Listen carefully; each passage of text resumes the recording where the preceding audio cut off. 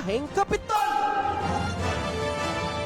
Ang tinig ng inyong pamahalaang panlalawigan ng Batangas. Biyaheng Kapitol! Tumatalakay sa may pusong mga proyekto at programa. Biyaheng Kapitol! Tampok ang may puso at talinong serbisyo at paglilingkod. Biyaheng Kapitol! Bibida ang mga programa, proyekto at aktibidad sa gabay ng Hearts Program. Health, Education, Employment, Environment, Agriculture, Roads and Infrastructure, Tourism and Technology, Security and Social Services. Biyaheng Kapitol! Tunghayan ang mga kwento ng tagumpay ng mga bidang Batanggenyo. Biyaheng Kapitol! Samahan ang inyong mga patrol ng Kapitolyo sa mga balita tungo sa mas maunlad, mas masigla at mas matatag na lalawigan ng Batangas. Biyaheng Kapitol! Mapapakinggan tuwing Martes hanggang Biyernes alas 9:30 hanggang alas 10:30 ng umaga. Ito ang inyong Biyaheng Kapitol! Talino at puso.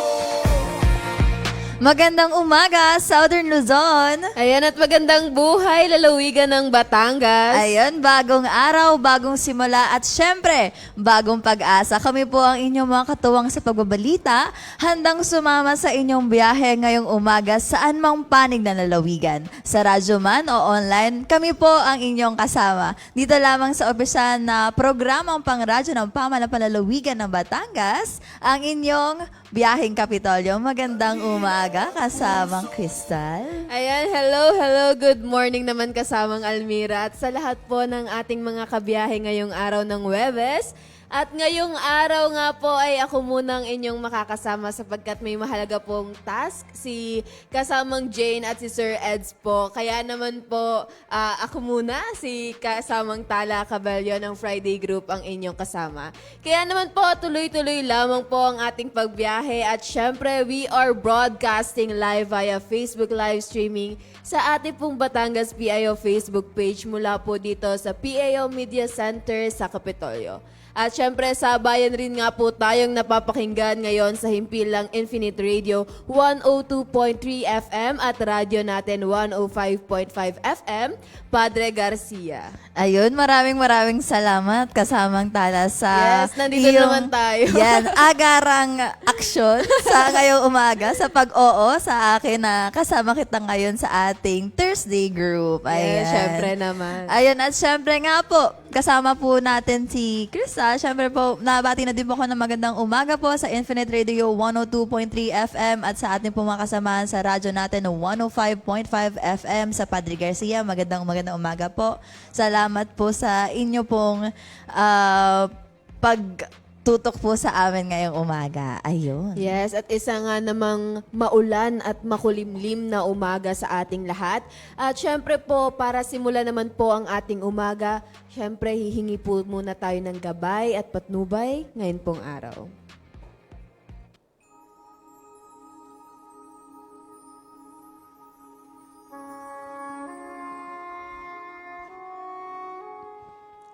Amang makapangyarihan, dumudulog po kami sa inyo sa panahon ng unos at panganib. Panginoon, kami po'y humihingi ng inyong proteksyon laban sa mga paparating na bagyo. Iligtas niyo po kami sa mga kapamakan. Ingatan niyo po ang aming mga pamilya, tahanan at kabuhayan. Pakalmahin po ninyo ang hangin at ulan at ipagkaloob ninyo sa amin ang kapayapaan at lakas ng loob. Gabayan po ninyo ang mga nasa gobyerno at mga tagapagligtas na kumikilos para sa aming kaligtasan. Patatagin po ninyo ang aming pananampalataya sa inyo sa gitna ng kaguluhan. Kami po ay nananalig sa inyong awa at kapangyarihan na kami po ay maliligtas. Ito po ang aming dalangin sa ngalan ni Jesus. Amen. Ayan, amen kasamang Almira. Ayan, amen. That's super solemn. Maraming salamat kasamang Elmira. Ayan, at tuloy-tuloy na nga po ang ating pagpasada ngayong araw po ng Thursday, ika-25 ng Setyembre 2025. At muli nyo nga po kaming samahan para sa 9th season ng ating programa, ang Biyaheng Kapitolyo, para po sa paghahatid ng mga kaganapang aming nakalap at tinututukan dito po mismo sa ating lalawigan at sa ating bansa. At kasama na nga po dyan ang mga kwento, talakayan na nakalaan sa public service, maging ang inyong mga panawagan at pagbati. Kaya naman magandang umaga po sa ating ina na lalawigan, Governor Vilma Santos Recto. Pagbati na rin po ng magandang umaga sa ating pong mga kasamahan mula po sa Provincial Information Office at sa lahat po ng mga kawani ng pamahalang panlalawigan. Ganoon din po ang pagbati po ng magandang umaga kay Vice Governor Dodo Mandanas, pati po sa ating pong mga kasamahan sa Sangguniang Panlalawigan. Kami po ang inyong lingkod. Ito po si Almira Elaine Baler. At ito naman po si Tala Cabello. Sa programa ng bawat Batanggenyo at ang official radio program ng Pamahalang Panlalawigan ng Batangas, sakay na po sa ating Biyaheng Kapitolyo. Ayun. Ayun, para energy tayo ngayon. Yes. Kailangan natin ng energy. Ayan, go na si Stella. Ayan, kasamang Almira. Dahil nga po, batiin nga po muna natin, syempre, ang ating mga nakasubaybay sa ating Facebook live streaming Yes. ngayong umaga. Ayan, magandang umaga po sa inyo, Sir Owen, kay Gerard Season, kay Jeffrey Balitaan Evangelista, kay Isis Corolio. Yan, na-miss ko yan sabihin. Isis Corolio. Ayan, Tita Sally, good Oo, morning. totoo. Ayan, kay Marwin H. Domingo, good morning po sa inyo. At sa Team Ulup, sa team na yan, Ulupong, kung ano bang ayan. team yan. Good Kay luck, Julius good de la luck. Cruz, kay, Yan, ikaw kay- na kasamang Ayan, Almira yan. magandang umaga po, DJ Banjo. Maraming salamat po sa pagtutok po ngayong umaga. Yan. Yan, kay Kasyal Kakantos, kay Ma'am Nitz Lapa, at ayun, kay Kay Tita Nenet Ona, yan, have a blessed Ayun. Thursday morning po. Yan, syempre kailangan natin Ayun. yan ngayon. Oo, Oo. good morning po. At syempre, sa ating pong, nandyan din po si Sir Rafael Samson. Yan, good morning po sa Ayan, inyo, good morning, sir. Raf. Kung Ayan. nasang Lupalop ka man Ayan. ngayon. Stay safe Balita ko po. nasa Palawan si Raf, Opo, ang iyong kaibigan. Ayan, magtungo muna nga po tayo sa Sa ating ating weather weather. update since ito nga ay kailangan nating hatid sa ating publiko. Yes. So ngayon nga po, ang Opo nga po ay nananatili pong nasa kategorya ng severe tropical storm at last pong na mataan ang mata ng bagyong Opong sa 365 km east sa Guan, Eastern Samar. At may lakas nga po ang hangin na 110 km per hour at may pagbuso po na 135 km per hour. Ito nga po ay kumikilos sa bilis na 20 km per hour.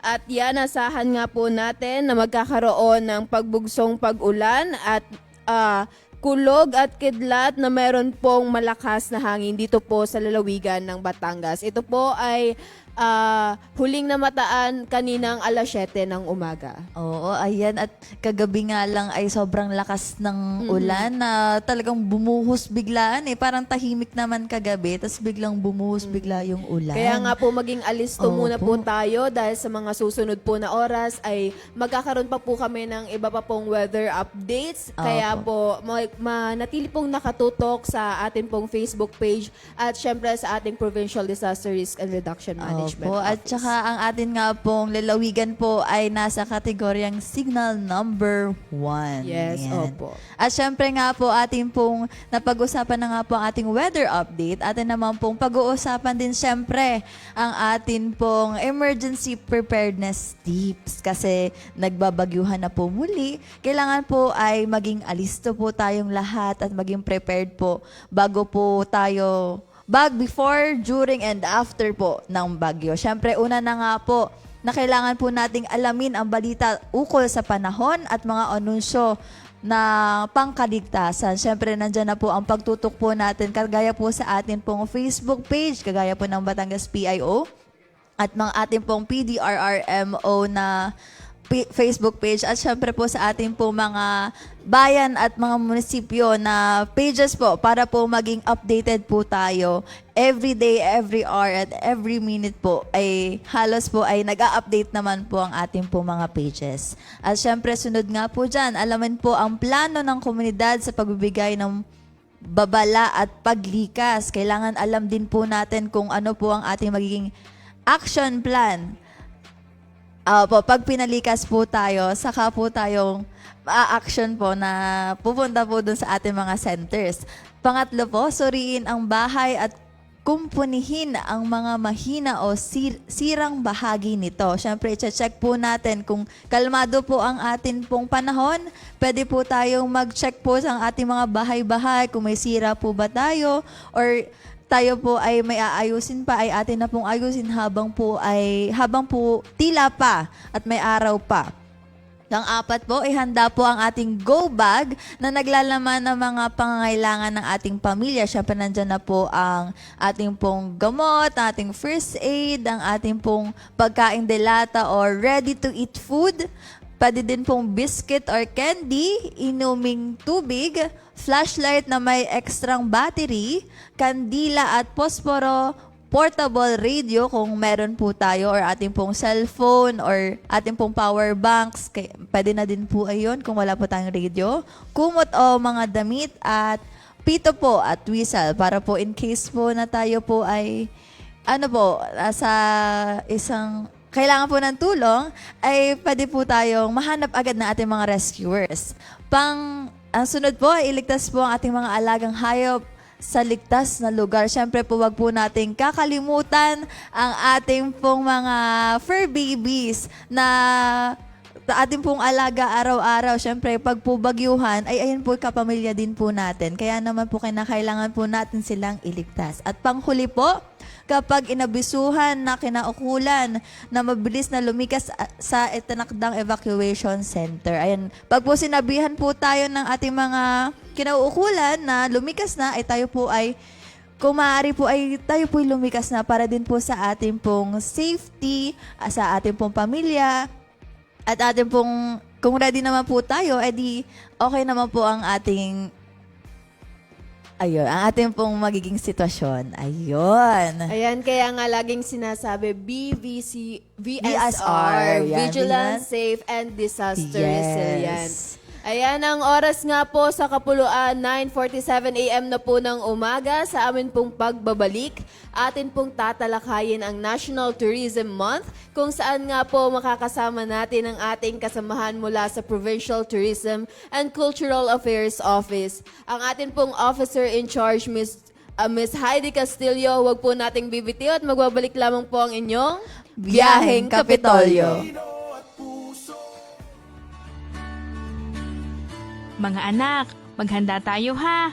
May paparating daw na malakas na bagyo dito sa ating lugar. Nay, natatakot po ako. Ang bagyo o tropical storm ay malakas na hangin. Ito ay kalimitang may kasamang malakas at tumatagal na pagulan at malakas na kidlat. Paano nga ba maiiwasan ang sakuna sa panahong ito? Una, ugaliing makinig sa radyo, TV, internet at iba pang media channel na anunsyo ng public storm warning signal. Pangalawa, itali ang bubong at kung ano pang maaaring liparin ng hangin. Putulin ang mga sanga ng puno na maaaring bumagsak. Pangatlo, manatili sa loob ng bahay kung malakas ang hangin at ulan. Lumikas patungo sa evacuation center kung may babala mula sa kapitan o DRRMO.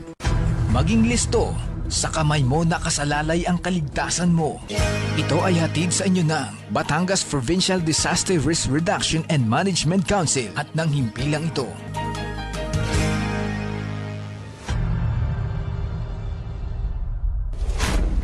Tay, lumilindol po. Anak, magtago ka sa lalim ng mesa.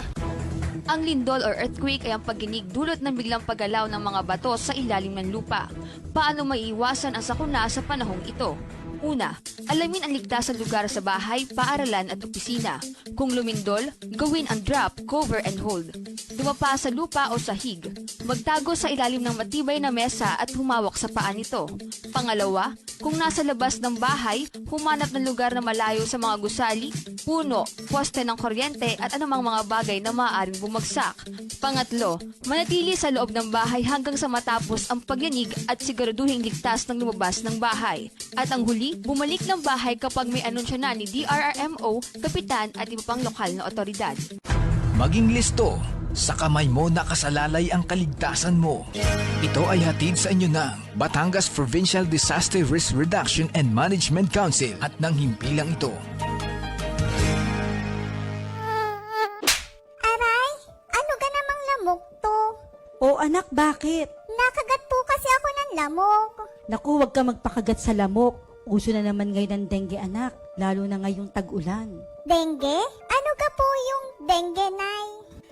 Ang dengue ay isang uri ng impeksyon na sanhi ng virus na dala ng kagat ng lamok na Aedes aegypti. Kadalasan ang may sakit na dengue ay nakararanas ng biglaang pagtaas ng lagnat, matinding sakit ng ulo, pagsakit ng kalamnan at kasukasuan, kawalan ng ganang kumain, pagduduwal at pamamantal sa balat. Kung nararanasan ang mga nasabing sintomas, kinakailangan kumonsulta na kaagad sa pinakamalapit na health center o ospital upang maiwasan ang anumang komplikasyon. Iwasan po natin ang pag-inom ng gamot na hindi nireseta ng doktor. Naagapan ng severe dengue sa agarang pagkonsulta sa doktor at kakaunti lamang sa mga nagkakadengue ang nagiging grabe o severe. Para makaiwas sa dengue, tandaan ang 4S na isinusulong ng Department of Health. Una, search and destroy breeding place. Hanapin at alisin ang mga bagay na pwedeng maipunan ng tubig na maaaring pangitlugan at pamahayan ng mga lamok. Pangalawa, seek early consultation. Agad kumonsulta sa doktor kapag makakaranas ng anumang sintomas ng dengue. Pangatlo, self-protection measures. Gumamit ng proteksyon laban sa kagat ng lamok tulad ng insect repellent, magsuot ng mahabang kasuotan, maaaring gumamit din ng kulambo at iba pa. At ang pang-apat, say yes to fogging in times of impending outbreak. Maaring magpausok sa komunidad kung may banta ng dengue outbreak. Ngayong tag-ulan, dengue ay iwasan, kaya ang 4S lagi nating tandaan. Isang paalala po mula sa pamahalaang panlalawigan ng Batangas at ng himpilang ito. Talino at puso. Ayan, at muli po nagbabalik ang inyong biyaheng Kapitolyo. Ngayong araw nga po ng Huwebes ay naimbitahan po natin ang ating kasamahan po mula sa Provincial Tourism and Cultural Affairs Office para po talakayin ang patungkol po sa National Tourism Week. Kasama po natin si Miss Heidi Castillo, ang officer in charge po ng PTCAO. At magandang umaga po, ma'am, and welcome po sa biyaheng Kapitolyo po. Ayan, ma'am. Good morning po sa inyo. Ma'am Heidi, kamusta po kayo? Welcome po sa Biyaheng Kapitolyo at pwede pong bati muna po tayo sa ating manonood ngayon. Magandang umaga po sa nagagandahang host ng Thank you Provincial naman po. Information Office, kay Miss Cristal at kay Miss Almira. Ganon din po sa tagapakinig at tagapanood ng Biyaheng Kapitolyo. Magandang umaga po sa inyong lahat.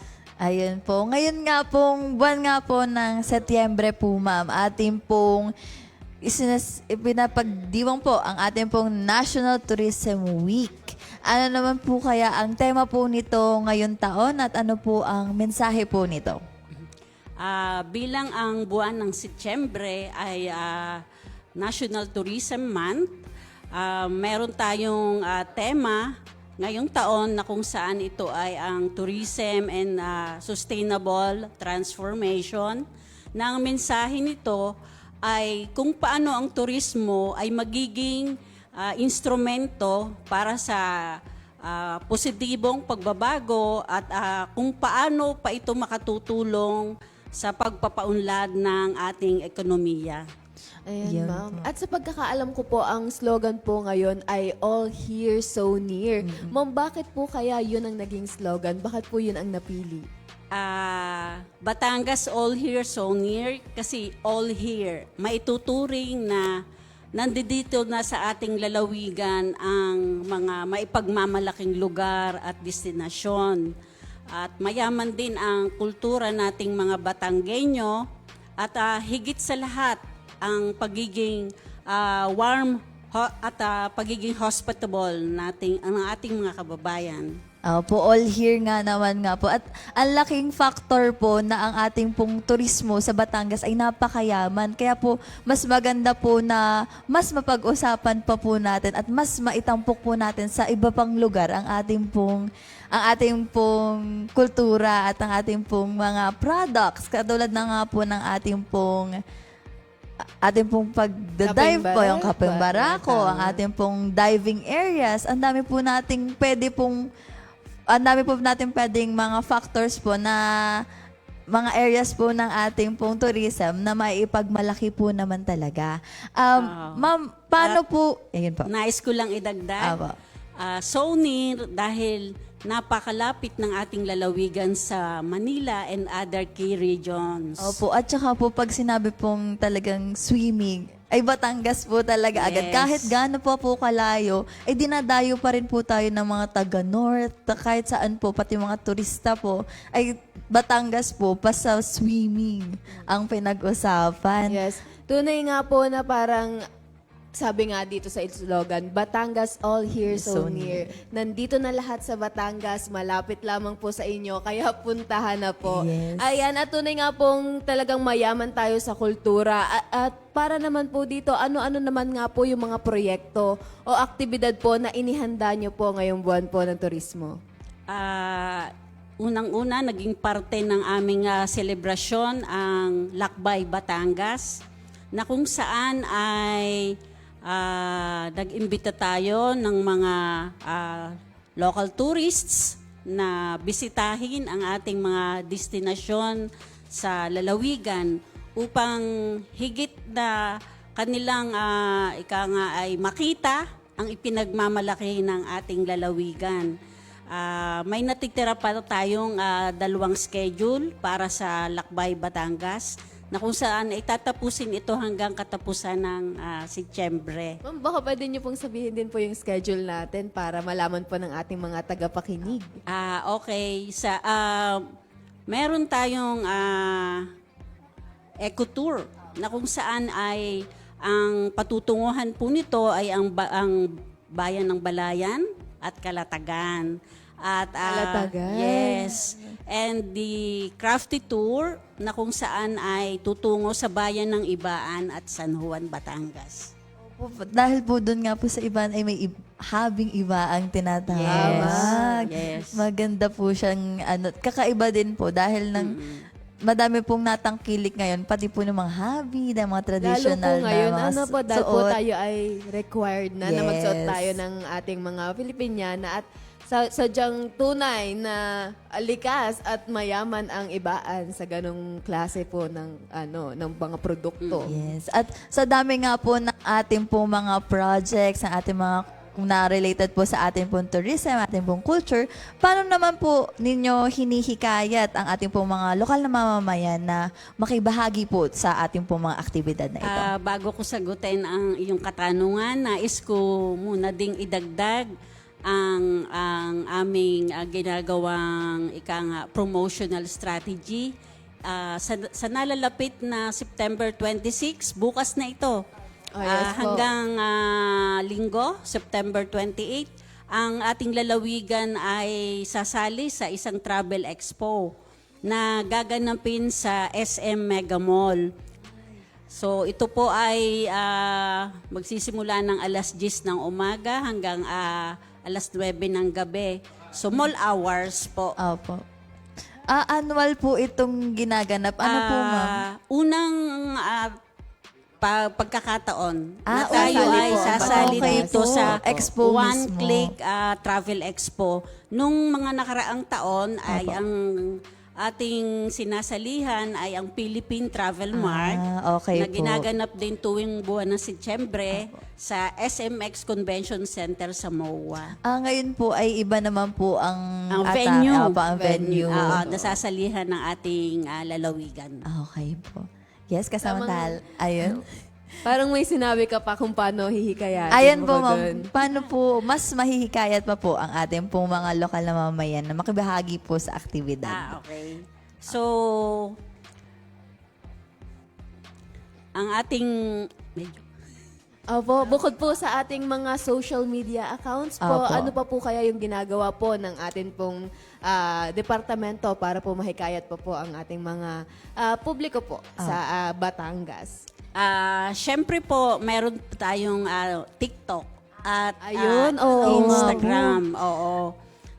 Na kung saan ay ginagamit natin ito upang higit na maipakilala ang ating lalawigan. Opo, ang malaking platform po talaga ang TikTok kasi pag po may mga nasa-scroll sila na halimbawa o napapatigil sila sa panonood ng isang halimbawa po ay tungkol po sa Taal, lahat na po ng kanyang nasa For You page ay puro Taal na hanggang sa ma-discover nila na madami pa pala bukod sa Taal ang sa Batangas. Meron pa palang Kapeng Barako, may Habing Ibaan, madami po pong mailabas pa po lalo na po pag ginagamit po natin ang TikTok account. At patuloy rin ang aming partnership with the travel and tour agencies ng Opo. ating lalawigan at ng iba pang mga association para higit pa tayong matulungan sa pag-promote at pag-market ng ating mga attractions. Yun po pala yung mga sineshare po ng ating pong Facebook page na Pitikaw na mga pwede pong pagtigilan ng mga stay-in, mga pwede nilang pagpuntahan na mga resort, mga lahat po may products, may resort, may staycation, pwede din po kahit saan po sa atin pong parte ng Batangas. At hindi po, nakikita ko po yung mga posts sa tourism po. Hindi talaga po kayo tumitigil ang inyong pong department hanggat lahat po ng bayan-bayan ay fini-feature nyo po. Hindi lamang po basta yung ano lang yung kilala dito sa Batangas. Yes. We have to explore the 34. Opo. Ayun, totoo po. Ayan, ma'am, ano naman nga po yung aspeto ng ating kultura o kasaysayan po ang nais nyo pong higit pa pong makilala? Bukod po doon sa mga talagang kilala na po nila, katulad po ng mga Kapeng Barako, ng ating pong Balisong, ng Taal. Ano pa po? Bukod pa po doon? Bukod nga sa mga ating mga produkto, syempre, yung ating mga kababayan, ang mga Batanggenyo kasi ay may tuturing The na people. napaka-warm Opo. at hospitable people. Kaya isa yun sa dahilan kung bakit tayo ay patuloy na binabalik-balikan ng mga turista. Opo, tama po yun. Kasi parang sa last ko po, back in 2024 po, nagkaroon po ako ng seminar kasama nga po ang department po ng tourism. At nasabi nga po doon, based sa study, na ang one thing po na isa sa talagang pinupuntahan ng mga taga-ibang lugar po ay ang ating mga tao, yung people po ng Batangas, the warm-hearted and generous Filipinos. Ayun. Yun. At bukod nga po sa ating pong itong ating pong mga produkto, mga kultura, atin po tayo bilang mga Batanggenyo, ano naman po yung aspeto po ng ating kultura or kasaysayan ang nais po ninyong higit pang mapakilala po sa ating mga turista, bukod po sa atin po na ating pong mga Batanggenyo na attitude? Siyempre, ang ating pinakapuso ng lalawigan ng Batangas, ang Taal Volcano. Ayun. Opo. At yung pagiging religious nating mga Batanggenyos. Opo. Oo. Talagang masasabing ang mga Batanggenyo ay napakahusay na mananampalataya. Tama po. Tama po. Kasi yung mga magagandang churches nasa Batangas din po. Yes. Tama po ba? Dinadayo rin ng mga taga-ibang lugar ang ating mga churches dahil po matatagal na po silang mga matatagal na pong na-build na churches kaya mas gusto po nila na makita yung from structure tas plus po yung mga tao pa po kaya parang yun nga po Tama. all here so near Tama. ang atin Talagang pong lalawigan. mayaman po ang Batangas sa history. Ayan. Ayan. At kamusta naman nga po yung inyong pagtutulungan or pakikipagtulungan po sa atin pong mga LGUs o ahensya po ng gobyerno para po sa proyektong pangturismo? Ang atin naman pong mga local chief executives ng ating lalawigan, ganun din ang kanilang mga tourism officers, ay naman po, very cooperative naman po pagdating sa mga proyekto ng ating lalawigan sa larangan ng turismo. At katulong din po natin ang Department of Tourism para po sa pag-promote at pag-market ng ating mga attractions.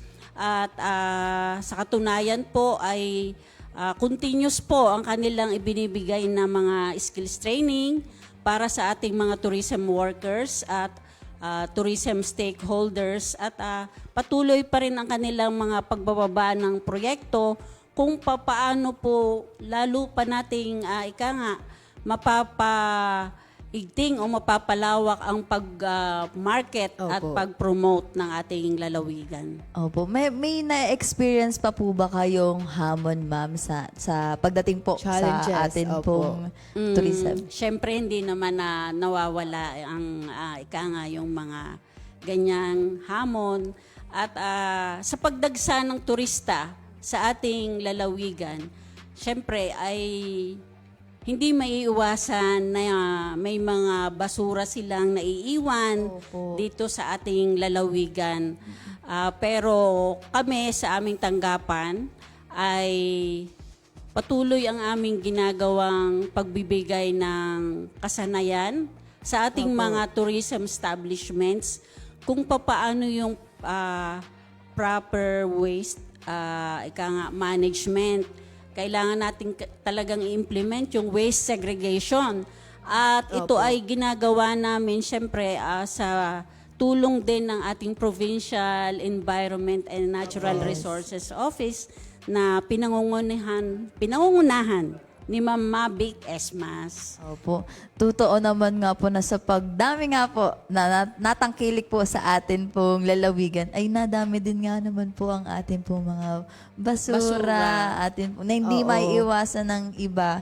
Kaya dapat po ay tayo din pong mga turista ay may discipline din. Kung maganda Kumbaga, na maging aware tayo na pinangangalagaan nila. maganda ang ating pong lugar. Panintiliin po nating maganda po ang ating lugar pa rin. Pagbalik at pagpunta ay maganda pa din. Kung saan nagpunta ay itapon sa tamang basurahan ang kanilang mga basura. Oo, syempre patuloy pa rin ang aming ginagawang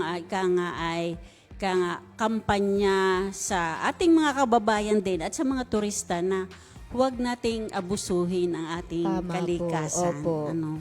Yan. Ika nga nila, ang kalaban nga po ng turismo ay ang pollution at ang mga basura po.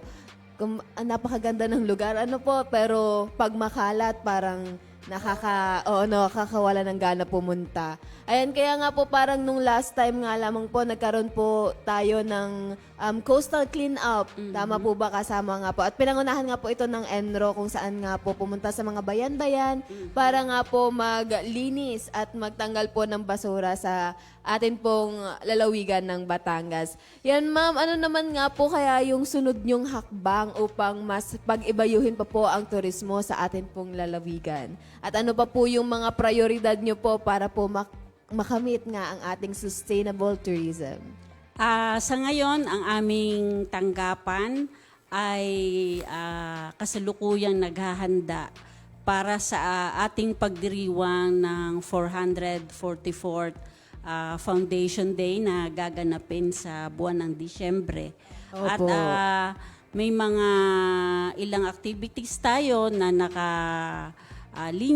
Ito ay ang ating Provincial Trade Fair na kung saan ay iimbitahan natin ang iba't ibang LGUs upang higit pa nilang maipakilala ang kanilang mga produkto.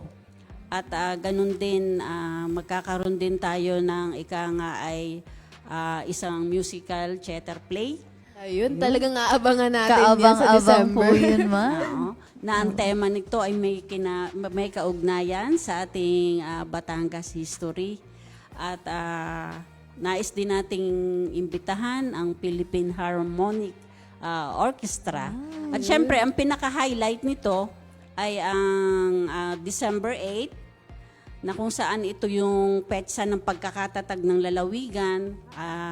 Bibigyan natin ng recognition o pagkilala yung mga natatanging mga Batanggenyos sa iba't ibang larangan ng public service. Full pack pala tayo Yan. sa December. Oo, kaabang-abang po, ma'am. Doon pa lang po sa play ay kaabang-abang na, lalo na tungkol po ito sa Batangas. Ma'am, saan po ito gaganapin? Ito po Dito sa dito po sa Capitol Compound. Ayun. Sa Dream Zone po ba ito o sa auditorium po natin? Within the vicinity of Capitol Compound. Okay po. So, ma'am, bilang nabanggit niyo na po ito, ano po ang inyo pong mensahe na lang po sa ating pong mga kababayan tungkol po sa kahalagahan at pagtangkilik po sa ating sariling atin?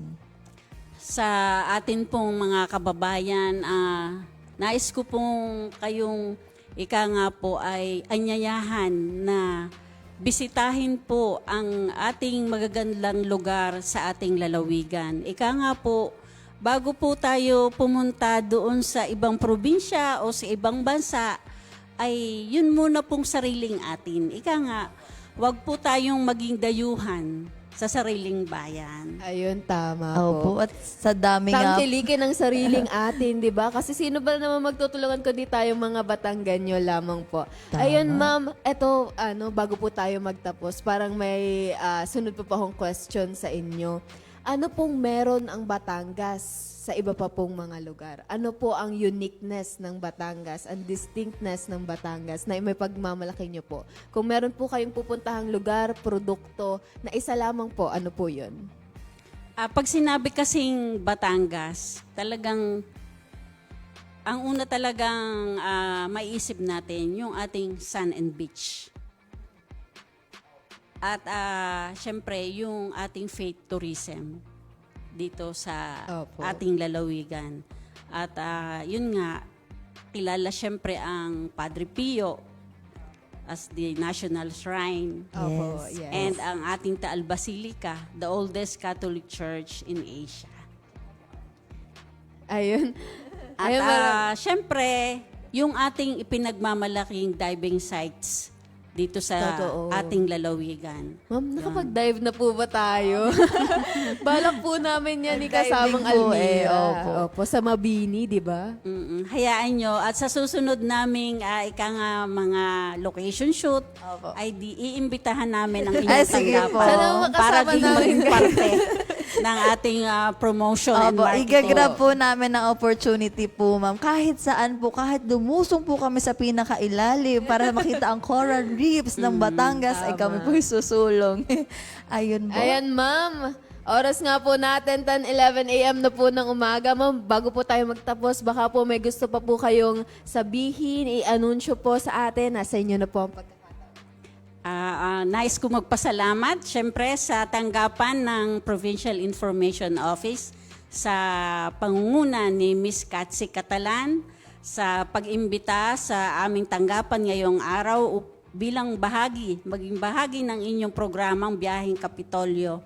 At sa lahat po ng nakikinig,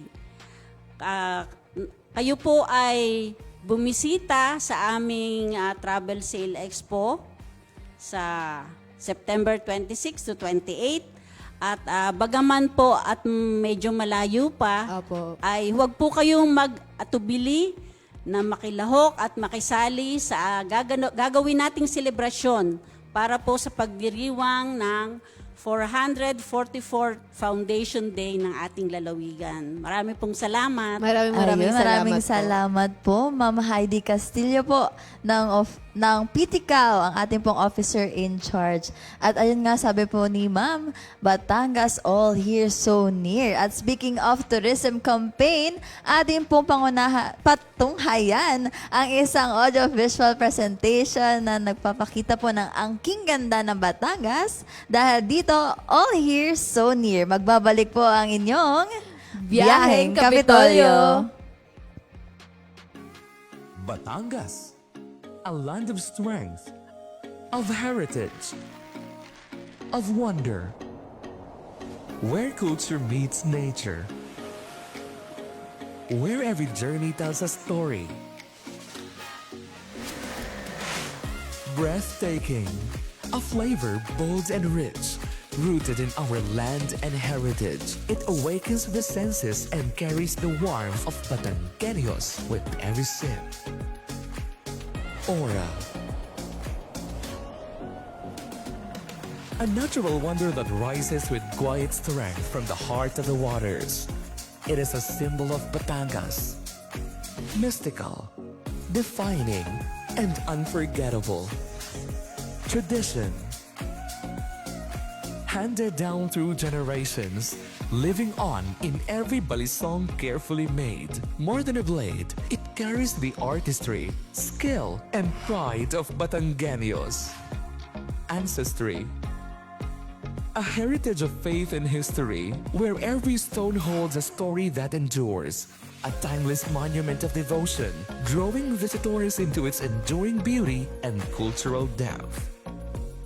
Nature's gift. Endemic and culturally significant fish species found only in Batangas waters. More than food, they are symbols of identity and pride, celebrated in every gathering. Gastronomy. Hearty flavors that comfort, dishes that bring us together. In every bowl and every bite, Batangas serves warmth you'll always remember. Adventure.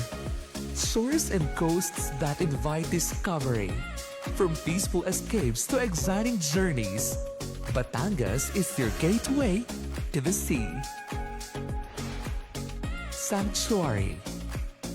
Beneath its waters lies a vibrant world where marine life flourishes. Here, the ocean protects and reveals its secrets to those who see.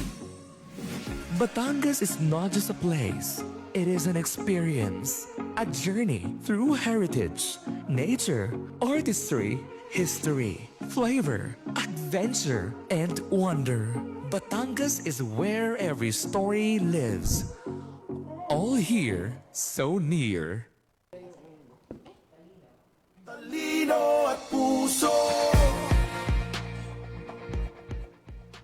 At nagbabalik po ang biyaheng Kapitolyo. Dumako po muna tayo sa ating mga pagbabalita. Mula sa bulwagang pangbalitaan ng inyong biyaheng Kapitolyo, narito na po ang pasada ng mga balita. Tiniyak ni Batangas Governor Vilma Santos Recto na handa ang lalawigan ng Batangas sa maaaring maging epekto ng Tropical Depression Opong sa probinsya. Ito ay sa pamamagitan ng mas pinaigting na koordinasyon ng pamahalaang palalawigan ng Batangas sa Office of Civil Defense or OCD, Calabarzon. Sa isang pagpupulong na isinagawa kahapon araw ng Martes, noong araw ng Martes, ika-23 ng Setyembre 2025, personal na tinalakay ni Governor Santos Recto ang ilang mahalagang ulat patungkol sa naging sitwasyon ng lalawigan sa nagdaang epekto ng habagat na pinalakas pa nga ng Super Typhoon Nando. Inilahad naman ni OCD Regional Director Carlos Eduardo E. Alvarez III sa gobernadora kasama si Provincial Disaster Risk Reduction and Management Officer in Charge, Fe Fernandez, ang kahalagahan ng pagkakaroon ng proactive measures para masiguro ang kaligtasan ng mga Batanggenyo sa paparating na bagong sama ng panahon. Pinaabot din ni Alvarez na handa ang kanilang tanggapan na magpaabot ng tulong sa lalawigan sa pamamagitan ng pinalakas na ugnayan at pagkakaroon ng strategic prepositioning ng mga non-food items sa ilang mga pangunahing lugar. Nang sa gayon ay matiyak ang agarang paghahatid ng suporta sa mga maapektuhang komunidad sa oras ng matinding pangangailangan.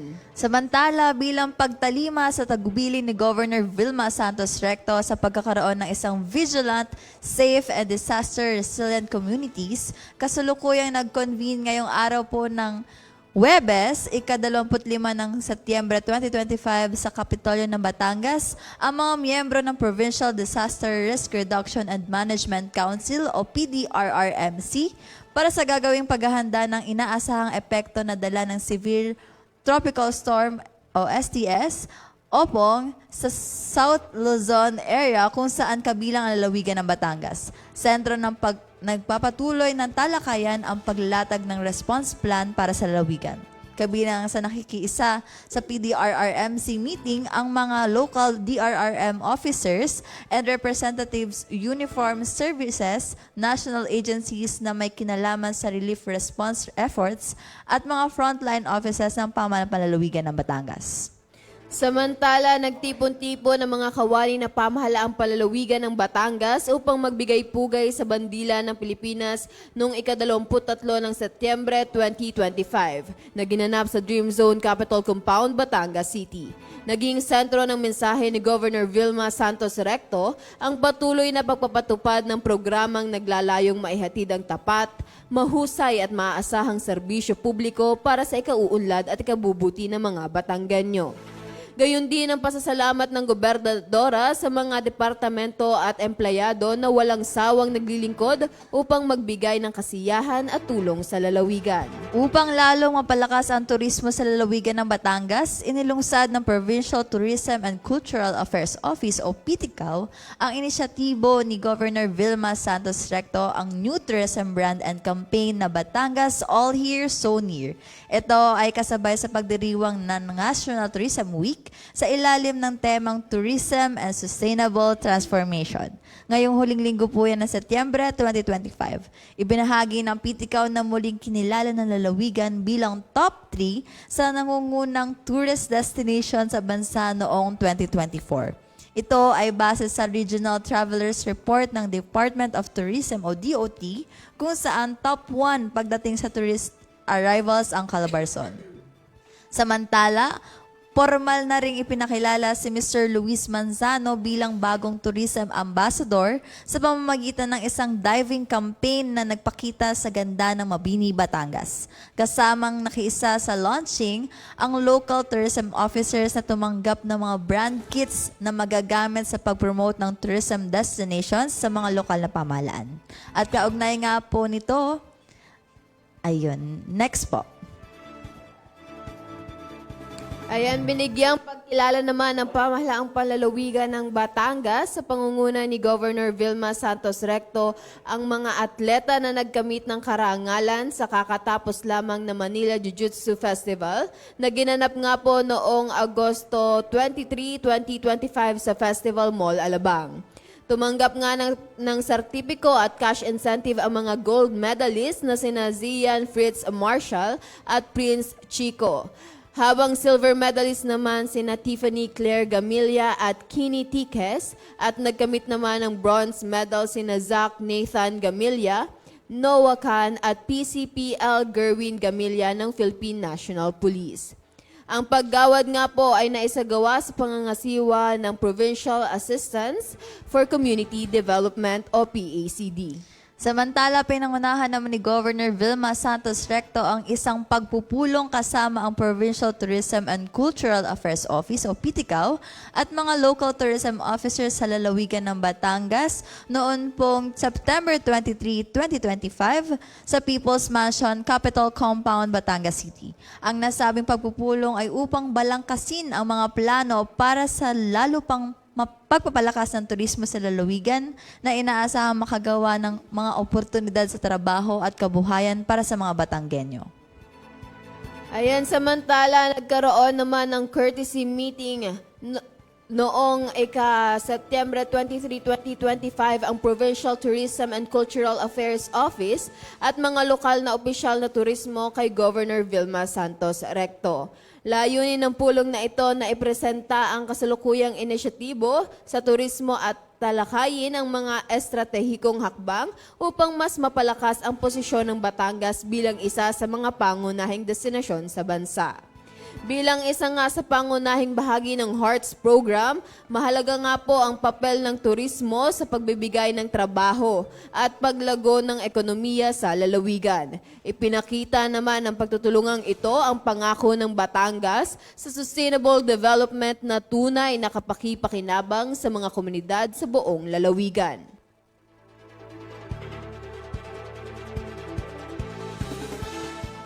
Ayan.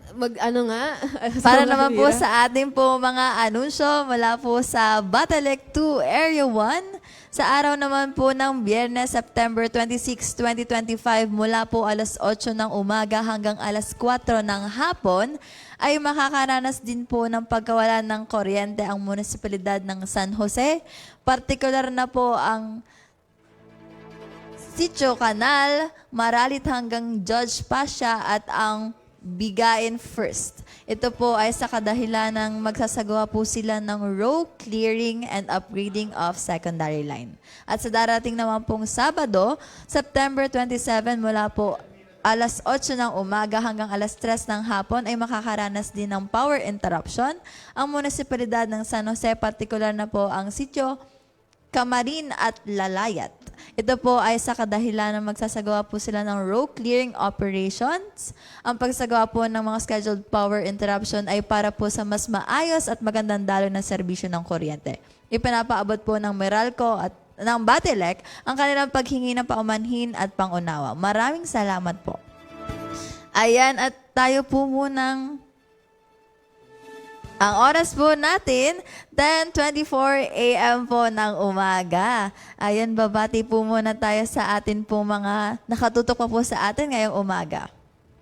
Ayan, hello and good morning po kay Sir Rogelio Aguirre. Ayan, salamat po sa inyong prayer, sa inyong comment. Kay Tita Eta Saligaw, good morning po. Kay Ma'am Shirley Balmes. Kay Ma'am Nilda De Villa. Kay Sir Vincent Bagon, ayun. At kay Sir Ross Medina, good morning po. Kay Ma'am Yel Pradelyada.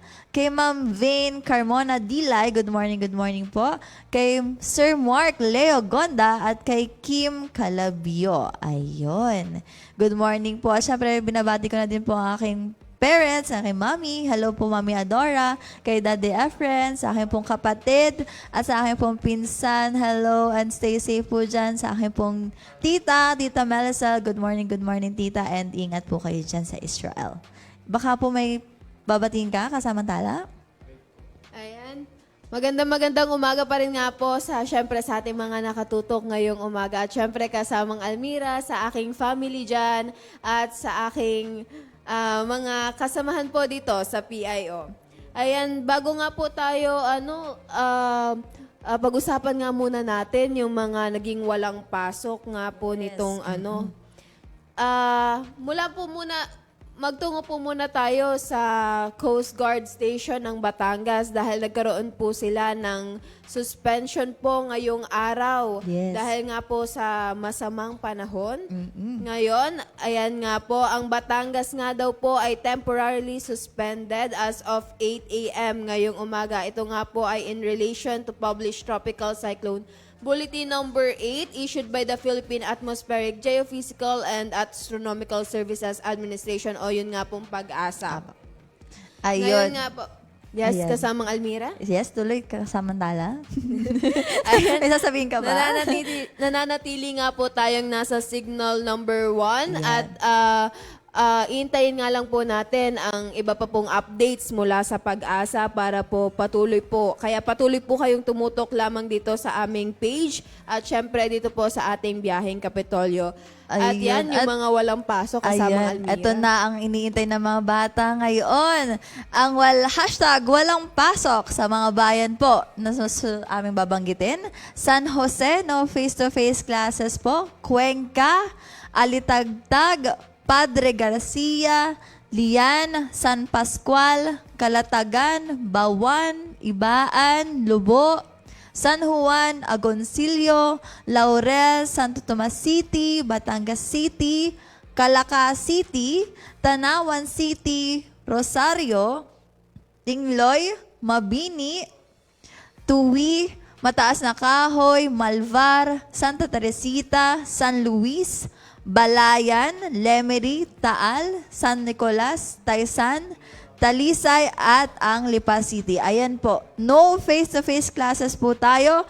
Pero po, mga kabataan, tayo po ay nag-shift to online modular distance learning. Yun naman yung maganda ngayon. Kumbaga, parang natutunan natin sa COVID Yes. na magkaroon tayo ng hybrid learning. Oo, diba? hybrid learning. Hindi titigil ang pagkatuto ng ating mga mag-aaral dahil lamang po may bagyo. Pero manatili po tayong ligtas at manatili po tayong nakaabang sa mga Facebook page po, syempre sa ating mga official Facebook page na magbibigay po ng update sa inyo patungkol nga po sa ating panahon ngayong araw ng at sa mga susunod Thursday. pang araw Mm, dahil tama. parang palapit pa lang si Opong sa araw ng Biyernes. Bukas po yan, di ka? Ang alam ko po, sabi ni Windy. Sabi ni Windy ay bukas pa daw dadating at tatama si Opong. Kaya po tayo po ay maghanda habang po may araw pa or naambon-ambon pa lang, tayo po ay maging alert na, tayo po ay mag-ready na po ng ating mga go bags in case po of paglikas po natin na ayun. At makinig po tayo lagi sa balita. Yan po ay pwede po tayo nakatutok lang, naka-open lang po ating mga phone, ating mga laptop, pero while charging po dahil po syempre kailangan din po natin ating baterya. Ayun. Pero syempre kasamang Almira, baka naman biglang may mangyaring masama. Hindi pa rin naman po natin parang sinusuportahan yung paggamit ng cellphone while charging kasi delikado. Ayan, oras po natin 10:29 a.m. na po ng umaga. Ayan, kasamang Almira, baka pwedeng pasalamatan na natin ang ating mga technical At team. syempre kasama nga po natin ang ating technical team sa pangunguna po ni Direk Gian Escamilas. Maraming salamat po, Direk. Parang saludo kay Derek ngayong umaga. Siyempre, saludo ako sa iyo, ang aking mentor, kay Ate Avenlo Kagimbal, kay Kuya Gerard Season, kay Jundal Maranan, kay Kuya Kevin Medrano, at kay Tito Roger Aguirre. Ayan, ating station manager. Maraming salamat po sa inyong lahat. At sa ngalan nga po ng buong pamahalaan ng panlalawigan ng Batangas, ng pamunuang makadiyos, makakalikasan, at makatao, may talino at puso sa bawat Batanggenyo. hanggang sa sunod po nating pagpasada, manatili po tayong ligtas, malusog at mapagmatsyag. Ito po muli ang inyong lingkod, Almira Elaine Valer. At ito naman po ang inyong kapartner ngayon sa pagbiyahe. Maraming salamat po sa muling pag-antabay sa inyong mga kaagapay. Tuwing Thursday, ito po muli si Tala Cabello. Hanggang sa atin pong sunod na pagpasada, ito po ang inyong Biyaheng Kapitolyo. Lino at puso, tatak ng Batanggenyong di susuko. Kasabay natin sa Kapitolyo! Kapitolyo! Biyaheng Kapitolyo! Ang tinig ng inyong pamahalaang panlalawigan ng Batangas. Biyaheng Kapitolyo! Tumatalakay sa may pusong mga proyekto at programa. Biyaheng Kapitolyo! Tampok ang may puso at talinong serbisyo at paglilingkod. Biyaheng Kapitolyo! Bibida ang mga programa, proyekto at aktibidad sa gabay ng Hearts Program. Health, Education, Employment, Environment, Agriculture, Roads and Infrastructure, Tourism and Technology, Security and Social Services. Biyaheng Kapitolyo! Tunghayan ang mga kwento ng tagumpay ng mga bidang Batanggenyo. Biyaheng Kapitolyo! Samahan ang inyong mga patrol ng Kapitolyo sa mga balita tungo sa mas maunlad, mas masigla at mapapakinggan tuwing Martes hanggang Biyernes alas 9:30 hanggang alas 10:30 ng umaga. Ito ang inyong